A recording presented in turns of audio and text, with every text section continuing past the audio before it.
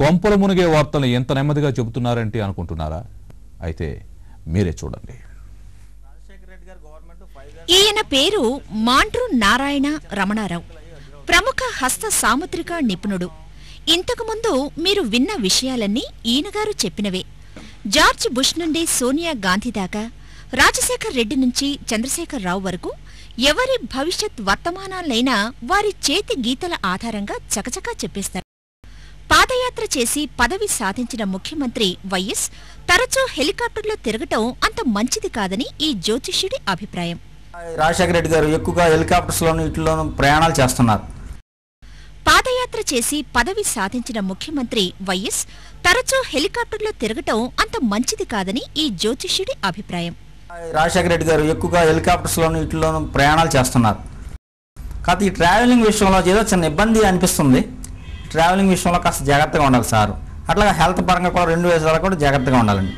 అటు మంత్రివర్గ విస్తరణ సమయంలో కేర్ఫుల్గా లేకుంటే వైఎస్కు ఏం జరుగుతుందో ఆయన మాటల్లోనే.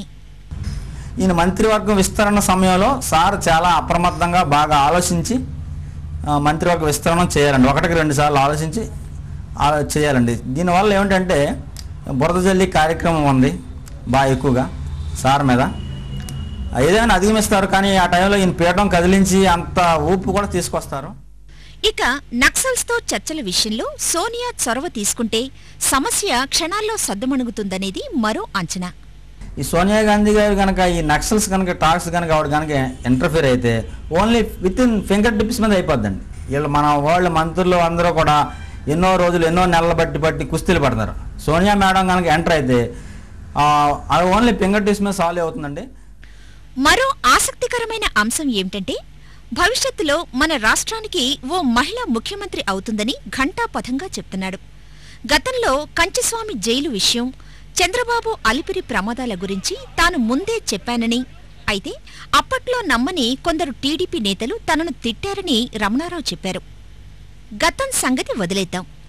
ఇక భవిష్యత్తులో ఈయన చెప్పేవి జరుగుతాయంటారా? ఎందుకైనా మంచిది. నేతలు జర భద్రం. మా టీవీ న్యూస్, హైదరాబాద్. ఇప్పుడు బ్రేక్.